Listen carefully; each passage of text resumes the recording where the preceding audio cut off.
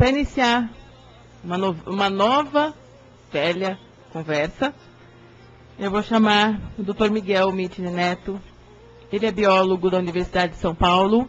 Vai falar um pouquinho para a gente sobre a célula-tronco e o futuro da esclerose lateral amiotrófica.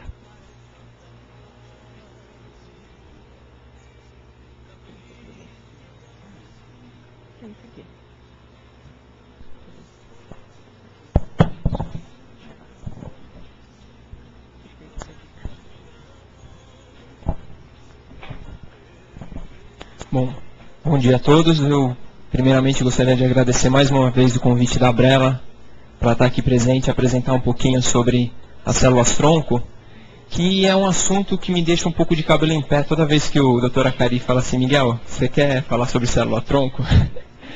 Porque é algo que traz muita esperança, só que é algo muito controverso em termos de tratamento até o momento.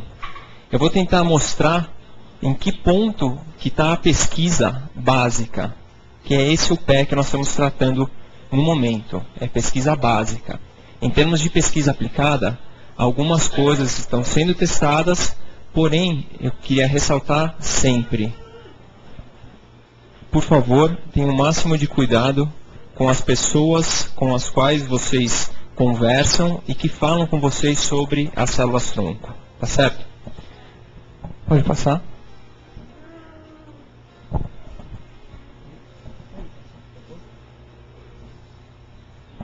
Bom, o que são as células-tronco? Por definição, são células que têm um poder de autorreplicação indefinido e que têm uma capacidade de se diferenciar em diferentes tecidos. Essa capacidade de se diferenciar, sejam em tecidos musculares, tecido esquelético ou até mesmo nervoso. Para essa classificação, pode passar?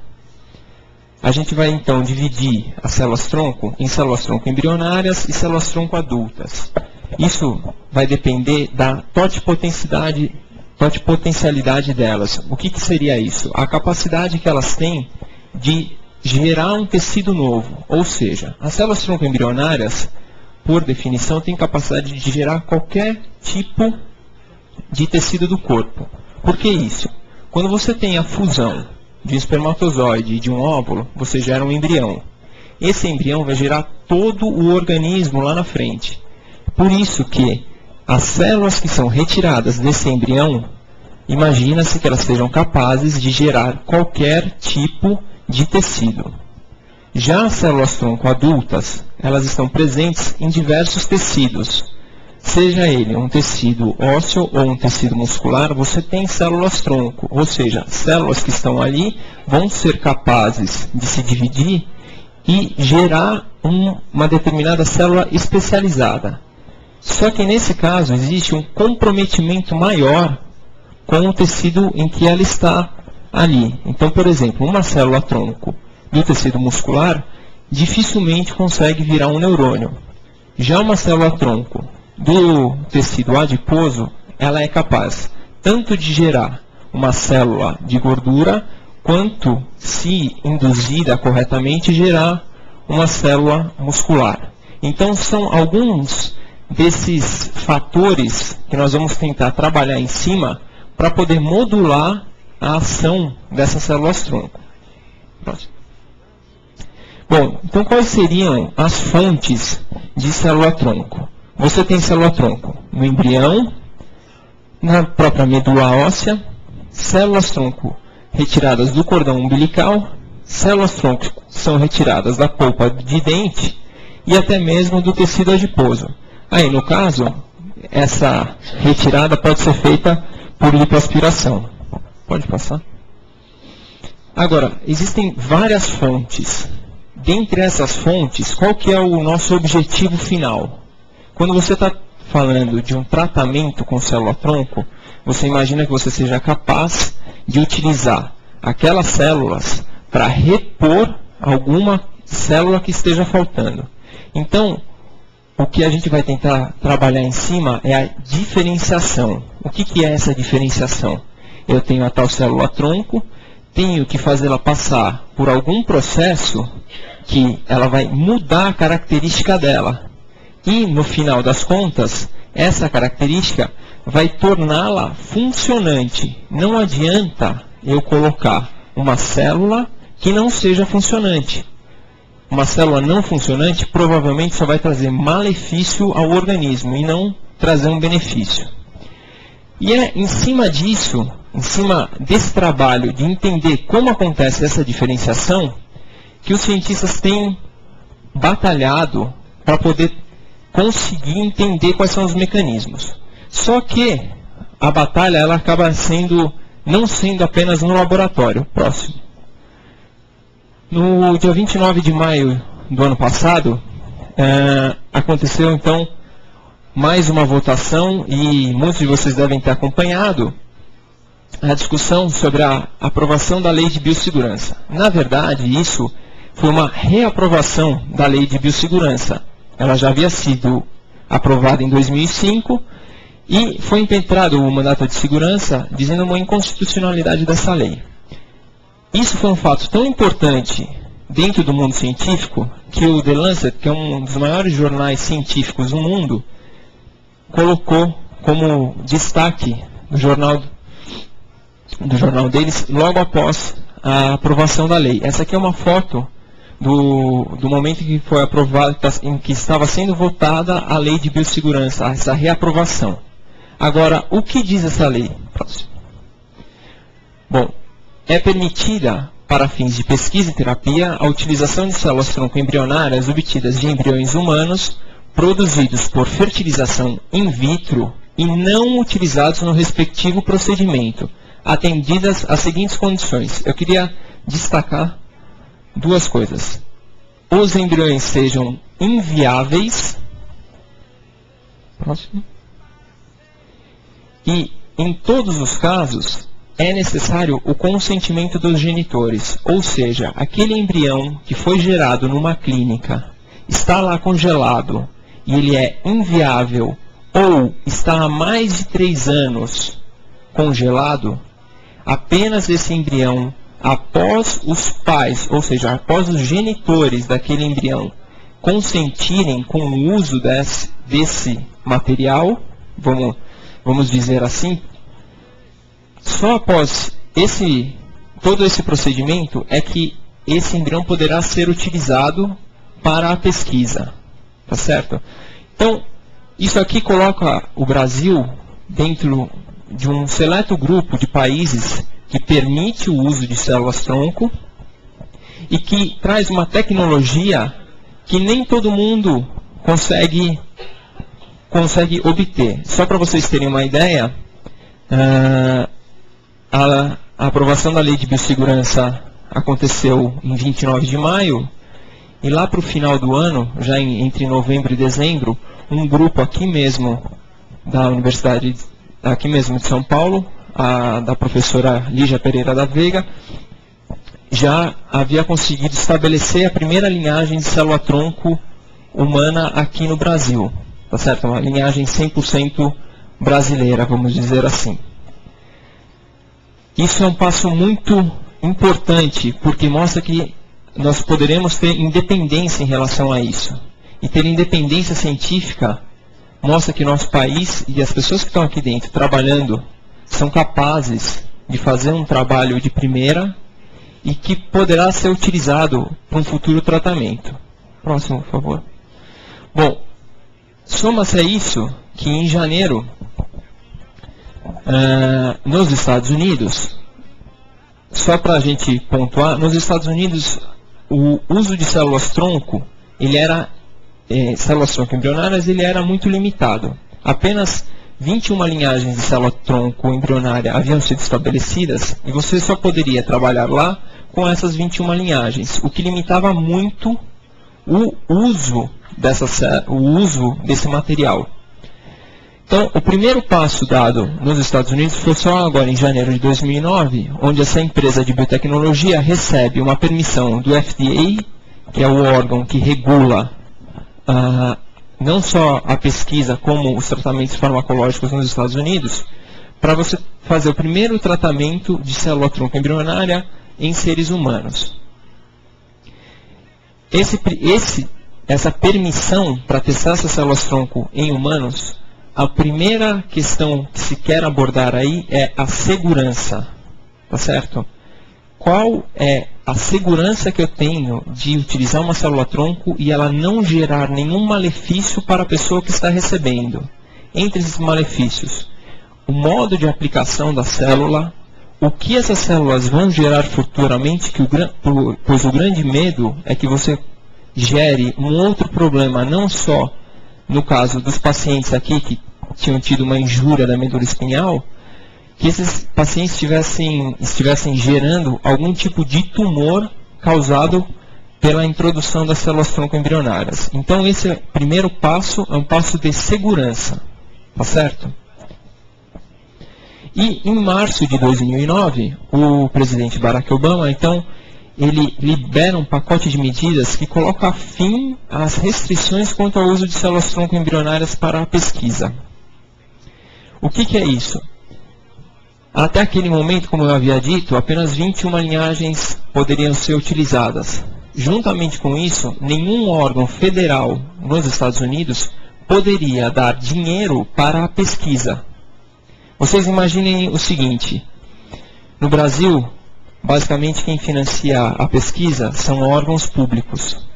Imagine que esses órgãos públicos retirassem todo o dinheiro da pesquisa que utilizasse célula-tronco embrionária. É simplesmente proibido. Imagina o que iria acontecer. Você não ia conseguiria ter progresso com isso. Então, o presidente Barack Obama, ele coloca fim a essas restrições. Só que, da mesma forma que ele coloca fim a isso, muito se especulou sobre, bom, então, o que será feito? E aí eu coloco um ponto de interrogação. Vamos esperar só um pouquinho para ver quais são os próximos passos que serão dados não só pelos Estados Unidos, como também pelos outros países que já trabalham com as células-tronco embrionárias. Agora, proibições, crises, problemas sempre trazem algum benefício. Que benefício é esse? É o famoso que a gente fala aqui no Brasil de jeitinho brasileiro, é você conseguir dar a volta e contornar aquele problema. Como é que os pesquisadores começaram a contornar esse problema? Bom, eu não tenho a célula-tronco embrionária, o que eu vou tentar fazer? Vou pegar uma célula da pele e vou tentar transformá-la numa célula embrionária. Trabalhando com isso, em 2007, então, os pesquisadores conseguiram pegar células adultas e conseguiram reprogramá-las para um estágio embrionário e posteriormente diferenciar. O que isso mostrou? Bom, então a gente tem agora a capacidade não só de pegar uma célula que antes era a dita célula-tronco, mas eu consigo pegar uma célula que tinha um comprometimento total, por exemplo, uma célula de pele, fazer com que essa célula voltasse. Vamos pensar assim: eu teria um adulto, eu conseguiria fazer voltar a ser criança e modificar esse adulto. Pensar nesse paralelo é um pouco complicado, porque várias coisas estão envolvidas, mas em termos celulares é mais ou menos isso que foi possível fazer. Então, essas proibições trazem algum benefício, sim, porque forçam a ciência a contornar os obstáculos que ela própria gera. Tá certo? Por favor. Bom, então esse aqui é também um trabalho ainda de 2007, que mostra que usando aquela mesma tecnologia de reprogramar células, você consegue transformar células de pacientes e rediferenciá-las in vitro, e que a idade não é o fator limitante. Esse trabalho especificamente foi feito com células de pacientes com esclerose lateral amiotrófica e que uma das pacientes tinha aproximadamente 80 anos. Ou seja, a idade da célula, no caso, não seria um fator limitante para esse tipo de técnica. Próximo. Só para a gente tentar entender, a gente fala assim, bom, mas você reprogramou, que célula que você está falando, etc.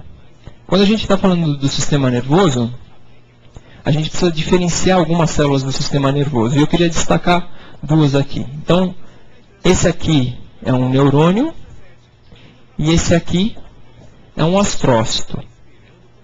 Esse astrócito, ele vai dar suporte e vai alimentar o neurônio.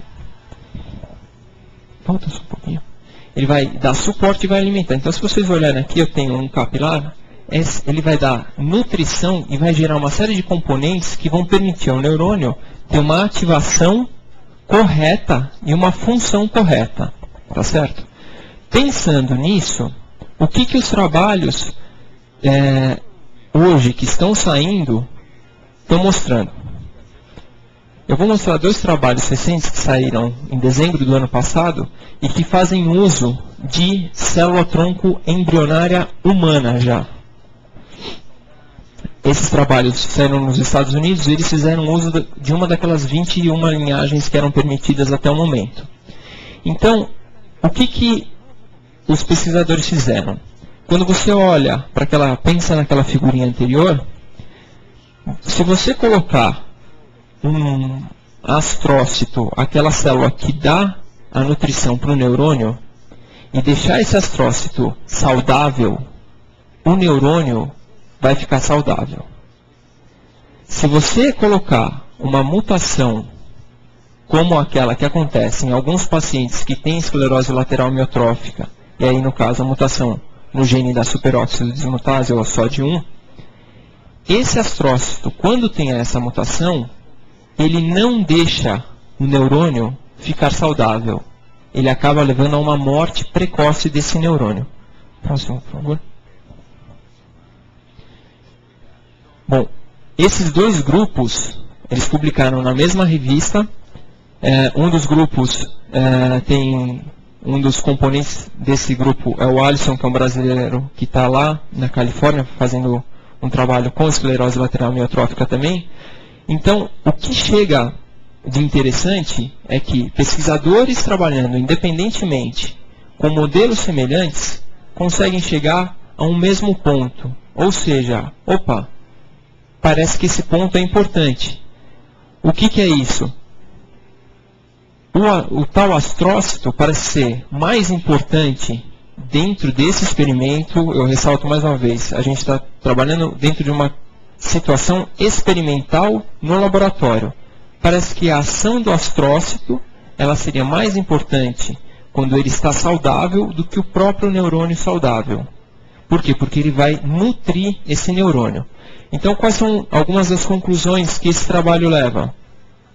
Os astrócitos induzem uma via inflamatória quando eles têm aquela alteração. Eles ativam uma via em que eles ativam uma via de NOX2 que aumenta os níveis de radicais livres. Só que esses autores foram um pouco além. Além deles enxergarem isso, eles viram que componente é capaz de inibir essa via. Então eles mostraram que essa apocinina ela é capaz de inibir esse outro fator que gera os radicais livres. Bom, a estratégia que eles usaram foi aquela que eu comentei previamente. Então você tem uma cultura de células em que você coloca os astrócitos saudáveis ou os astrócitos com a mutação. E aí você cultiva os neurônios em cima desses astrócitos saudáveis ou com a mutação. Não só isso traz uma tentativa terapêutica in vitro inicialmente, como você permite fazer o screening, ou seja, você buscar drogas específicas que possam melhorar a situação daquele neurônio que está sendo morto precocemente. Tá certo? Bom, entre outros trabalhos, saindo já um pouco da parte mais básica, esse trabalho de 2009, os autores colocaram células-tronco mesenquimais, são capazes de se diferenciar em astrócitos e elas vão preservar os neurônios e prolongam a vida de camundongos mutantes para SOD1. O que é isso? Você pega um ratinho lá, um camundongo, você gera no camundongo a mesma alteração que você encontra nos pacientes, e aí você tenta tratar o camundongo com um tipo de célula-tronco específica, que você espera que seja capaz de reprogramar, seja capaz de se reprogramar e reduzir a morte do neurônio motor.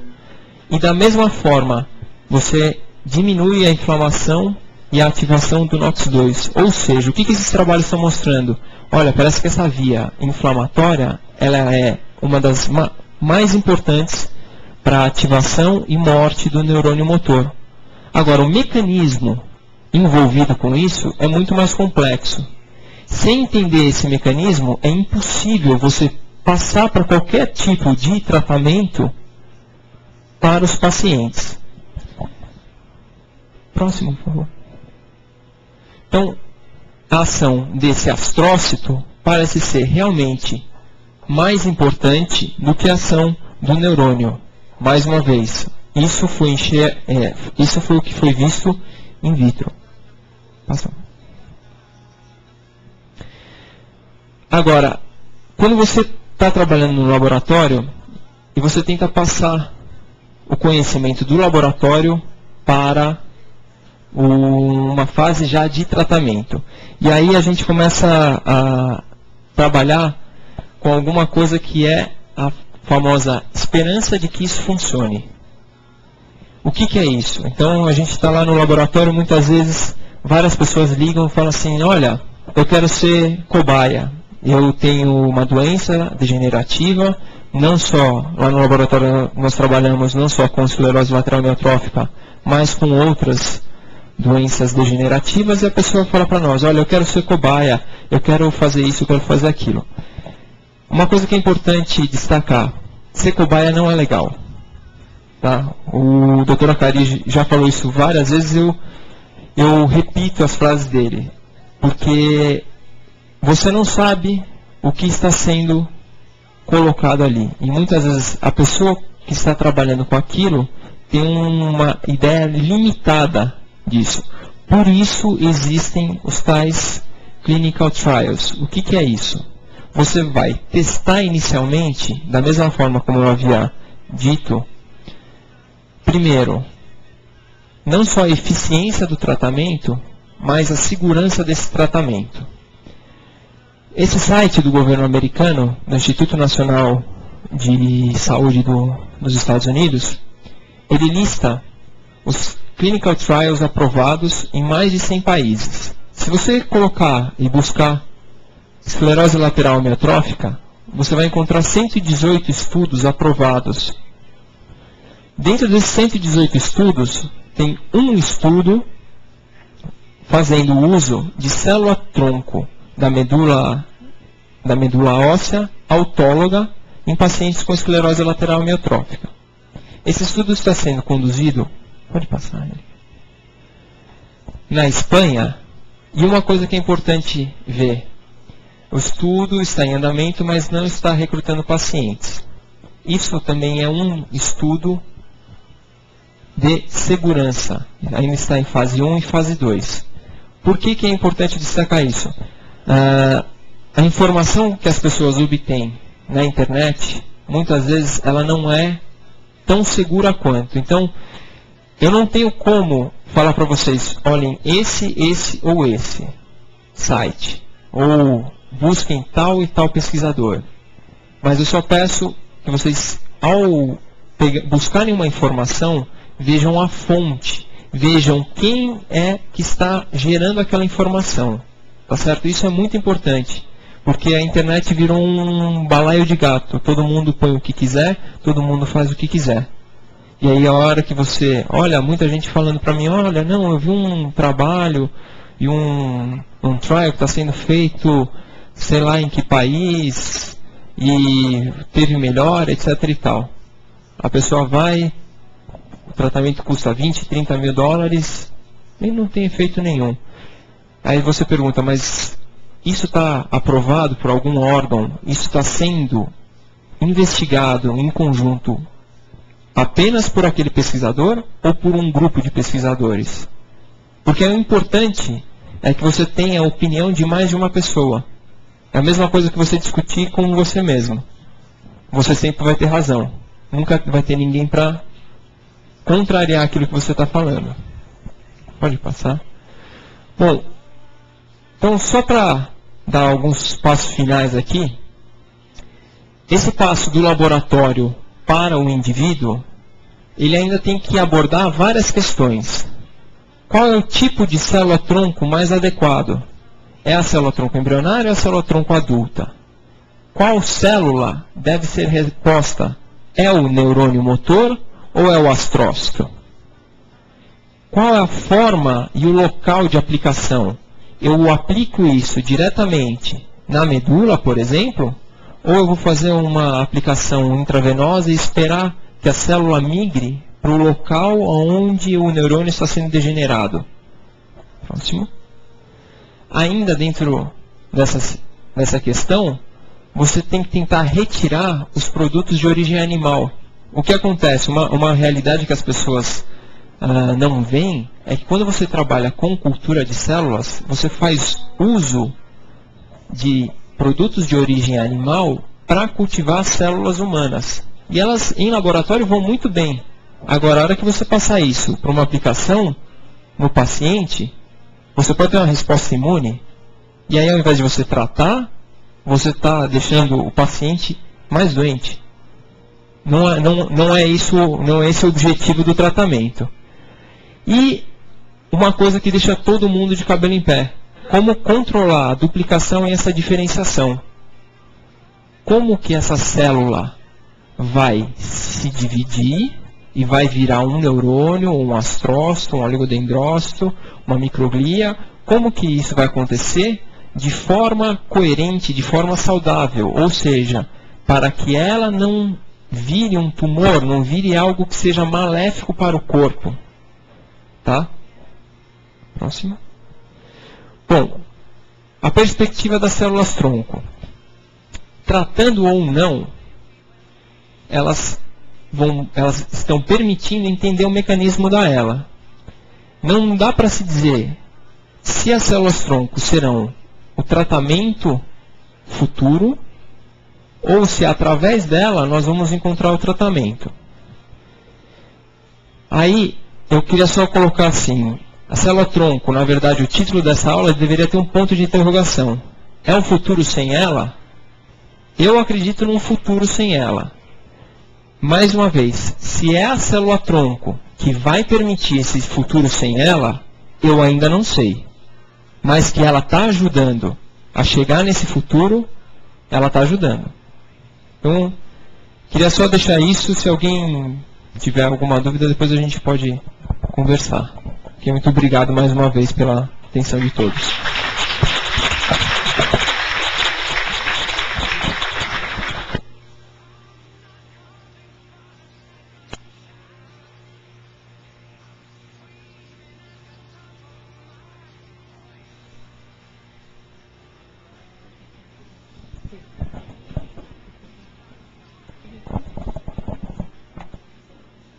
Bom, obrigada, doutor Miguel. Cadê o doutor Miguel? Aqui. A doutora Kelly pediu que abrisse uns 10 minutinhos de perguntas. Então, eu queria chamar você de novo.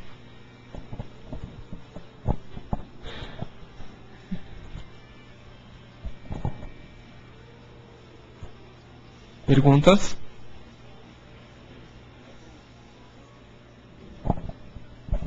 Alguém tem uma pergunta, doutor Miguel? Como nós estamos registrando aqui, eu gostaria, por gentileza, que a pessoa que fizesse a pergunta, nome, se quiser explicar alguma coisa mais a respeito da sua identidade e fazer sua pergunta. Meu nome é Carlos Morgado, eu tenho ela e ainda trabalho como publicitário. Doutor Miguel, eu sei que você já falou a respeito da internet, mas eu tenho acompanhado uma empresa americana que chama Neural Stem. E segundo eles, já estão no FDA e teriam liberado o tratamento na primavera ou verão americano. Não sei se isso é verídico.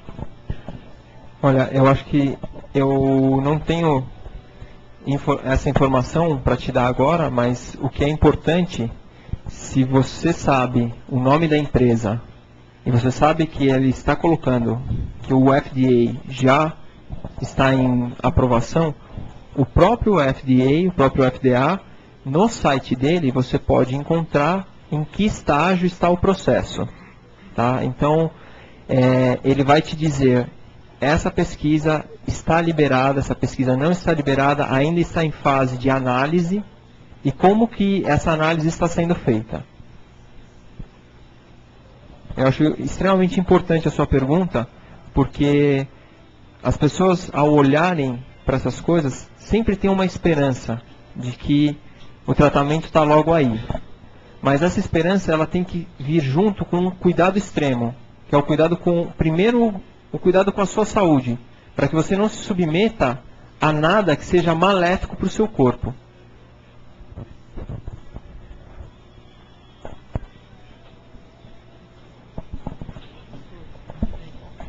Meu nome é Marlene, eu sou esposa de um portador de ELA. E eu não sei se o senhor teria condição de responder essa pergunta, mas como o meu marido já está muito comprometido, eu sei que tem muitos neurônios mortos já no corpo dele. Então, essa pesquisa com esses astrócitos, é esse o nome? O astrócito teria a capacidade de fazer viver um neurônio morto? A sua pergunta daria um belo de um projeto de doutorado. Olha, o que se sabe no momento é que o astrócito ele é capaz de manter o neurônio que está ali, tá certo? A regeneração do próprio neurônio é algo que também é muito discutido. Por quê? Vamos pensar o seguinte, se você olhar para um neurônio motor que saia da medula e vá sinalizar para o dedo do pé, você já pense no comprimento dele. Então é uma célula muito grande que deve ser regenerada, ela deve ser reposta por completo. Então a sua pergunta, eu vou te falar agora, eu realmente não sei.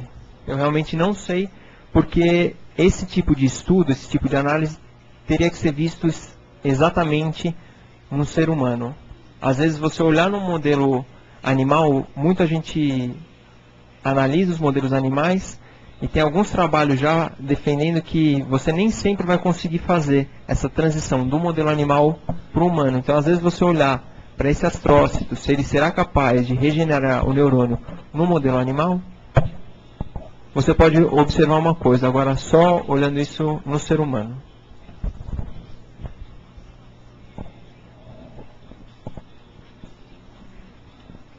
Alguma pergunta?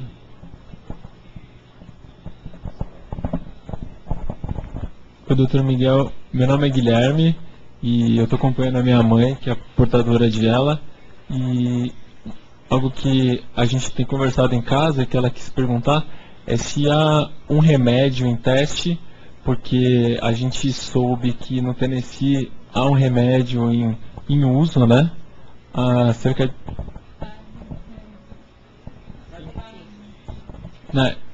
na fase 5, né? E ela gostaria de saber se há algo assim mais concreto para saber também.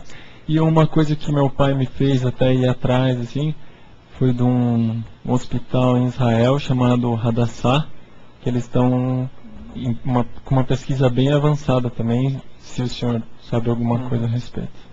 Bom, a respeito do medicamento, eu acho que estar em fase 5 já explica bastante dele. Se ele já está nesse estágio avançado, é porque ele tem ele está a um passo bem próximo de ser aprovado. Agora, eu te dizer se é aprovado ou não, se vai ser aprovado ou não, não tem como. Só as pessoas que estão analisando o medicamento, a substância que é ativa dentro dele. Em relação ao ao grupo de Israel, eu fico um pouco temeroso de te dizer, olha, isso aqui vale ou isso aqui não vale. Eu prefiro, quando olhar para um grupo que esteja fazendo uma pesquisa e que mostre os resultados para a comunidade científica de um modo geral. E não que avance e fale, olha, eu tenho alguma coisa, mas sem ter publicado, porque dentro de uma formação científica, se você está trabalhando com algo que você espera uma ação científica, você tem que mostrar para os outros, para que eles possam te dizer em que ponto aquilo pode estar errado, em que ponto aquilo pode ser defeituoso. Porque a sua visão é uma, às vezes você está com a visão bloqueada. É importante você ter isso. Por isso que quando eu trago alguns trabalhos mais recentes, são trabalhos que foram expostos à comunidade científica. E são trabalhos que muitas vezes, futuramente, serão extremamente criticados. Mas que nesse momento a comunidade científica olhou e falou assim, não, isso tem embasamento, isso faz sentido.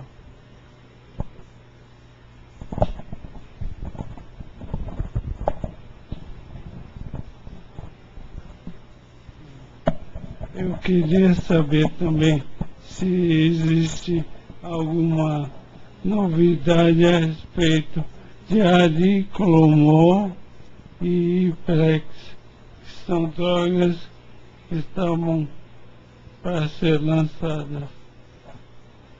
Olha, agora eu vou pedir a ajuda do Dr. Acari. Vocês perceberam na apresentação do Dr. Miguel que ele é bastante cuidadoso na escolha das informações.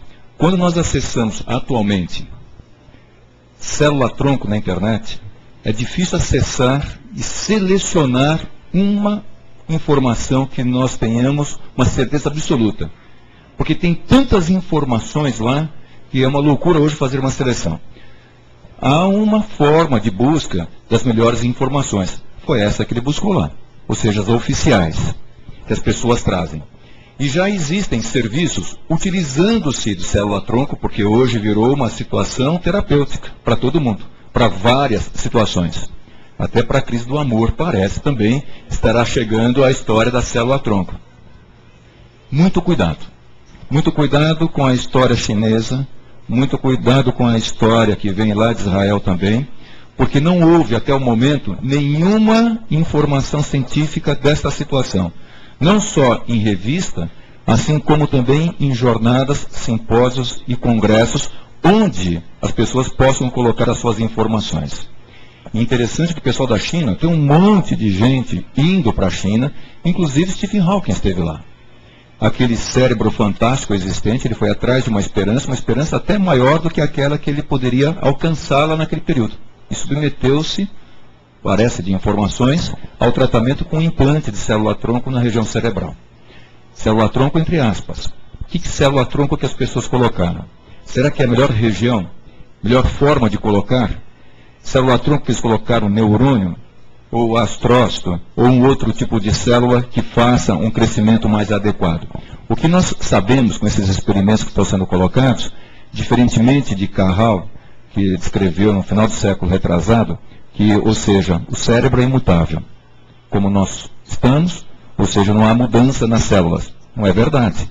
As células, elas mudam. Falava-se que não se criava mais neurônio. Cria-se. Existe a possibilidade, só que a velocidade de crescimento diminui conforme a idade das pessoas, de novos neurônios apresentando-se. E essas técnicas todas tentam resgatar os neurônios presentes, talvez até fazer alguns outros, melhorando o ambiente, que é o astrócito. Mas não é só o astrócito, existem outras situações, a microglia, que ajuda nesse processo todo. Por que eu falo isso? Cada aprendizado que ela dá, a célula-tronco, nessas pesquisas, esse aprendizado traz uma nova informação, incluindo uma nova informação técnica terapêutica, que é um novo medicamento, uma nova tentativa. E às vezes não é só o medicamento. Existe um ensaio clínico, que você bem colocou, de atividade física, exercício. Se exercício é protetor, ou se exercício, muito pelo contrário, é um malfeitor em relação ao neurônio. também. Por causa da história dos jogadores de futebol lá na Itália, que parece que desenvolvem esclerose lateral amiotrófica numa frequência bem maior do que outra população. E assim são testados os medicamentos. Mas o teste tem que seguir uma forma muito bem definida. Assim é para remédio, assim é para fisioterapia, terapia ocupacional, para outras situações, incluindo-se célula-tronco, terapia genética. Primeira coisa, não pode criar nova doença. Já existem informações, que no tempo hoje era exíguo, de implante de células, e naquele local do implante, câncer. Câncer. Você deu uma outra doença para o indivíduo. O Stephen Hawking está vivo com 44 anos de doença. Um tratamento desse tipo poderia abreviar a vida dele. Nós não estaríamos estaríamos maltratando aquela pessoa. O aparecimento dessas novas teorias, vem novas medicações, processo inflamatório. Esse processo inflamatório acelera o processo de morte celular. Se eu inibir esse processo inflamatório do astrócito, eu melhoraria a vitalidade do neurônio. Aí apareceu um remédio, chamado minociclina. E a minociclina era um ótimo remédio, porque já está na prateleira, ou seja, já se encontra na farmácia, e não é caro. A caixinha, R$70. Diferentemente dos remédios novos, que eles chegam a R$16.000 por mês, 15 mil, 10 mil, o Riluzol 1.500, 1.600. Tem um remédio para tratar uma doença de Pompe, que é uma enzima que se toma na veia, custa R$40.000 por mês. Esse é o preço. Agora, a minociclina já está na prateleira, R$70 a caixa. Pela posologia vai dar R$140 por mês. É um ótimo remédio, portanto. E nos ensaios em laboratório, inibiu o processo de inflamação, e o neurônio ficou mais forte, ele ficou mais resistente, e deu uma sobrevida em animais, nos camundongos, que dobrou a sobrevida deles. Naqueles camundongos que tinham aquela forma familiar da esclerose lateral amiotrófica, que é a superose desmutase, que está alterada. Nossa, um excelente remédio. Feita, portanto, a fase inicial, a fase 1 não precisava, a segurança já tinha porque já estava na farmácia. A fase 2 foi feita com os pacientes, aparentemente um resultado ótimo. Assim foi feita uma investigação, uma pesquisa, com 412 pacientes. Com o pessoal da Irlanda, da Inglaterra, dos Estados Unidos, metade da população tomando o remédio, metade tomando o placebo. E o trabalho era feito por 10 meses, para se apresentar o resultado no simpósio internacional. Quando chegou o 8º mês, eles tiveram que parar o trabalho, porque alguma coisa estatística estava demonstrando algo diferente, algo estranho, algo complicador. Aquela população que eles escolheram para trabalhar, parecia que ela estava morrendo mais rápido. Poxa, para com esse negócio. Vamos abrir os códigos. Ao se abrir o código de cada paciente, verificou-se algo assustador. Aqueles que estavam tomando a minociclina, eles estavam tendo uma aceleração da doença 25% mais rápida do que o placebo. Ou seja, funcionou in vitro, funcionou em animal, funcionou aparentemente numa fase inicial, mas quando foi feito o trabalho de uma forma adequada, susto. Retira-se a medicação. Então, existem algumas coisas que aceleram a doença. Triptofano parece que acelera a doença. Triptofano é um aminoácido, faz parte da nossa dieta. Tem no Mega Mais, Mega não sei das quantas. Então, parece que a atividade física excessiva acelera a doença. Parece, nós vamos aprendendo nos ensaios clínicos. E cada ensaio desses com célula-tronco é interessante porque eles abreviam, eles fazem com que a velocidade de aquisição de novas informações, como que ele bem colocou, seja intensa. Aquilo que demoraria um tempo muito grande para detectarmos um fenômeno, com essas técnicas, o fenômeno aparece muito rapidamente. Isso acelera a pesquisa. Em relação às medicações, então, as novas, a limoclomol e vai embora, nenhuma ainda foi liberada.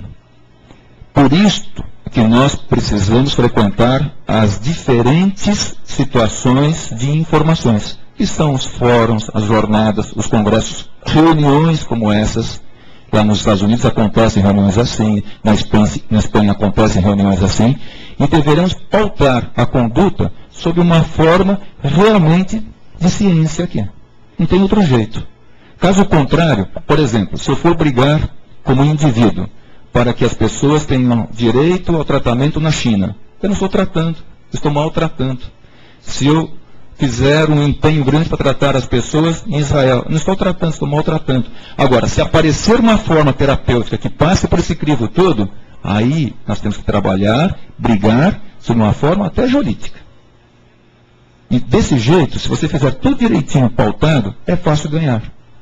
Assim foi com medicamento, assim foi com o BIPAP, assim está sendo agora com a procura para que o home care seja aceito como uma forma terapêutica pelos convênios e pelo governo também, e outras tratativas mais. Agora, se nós fizermos um passo errado, em vez de facilitar, nós estaremos prejudicando os pacientes. E não só isso, estamos prejudicando uma geração inteira.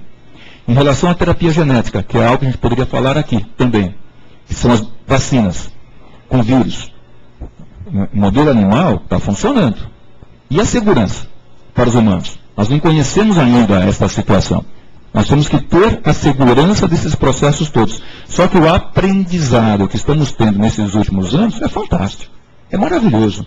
É algo assim que seria inimaginado há 10 anos. Você pensava nisso há 10 anos? 10 anos eu ainda não tinha começado. Nós estamos falando de uma outra ciência.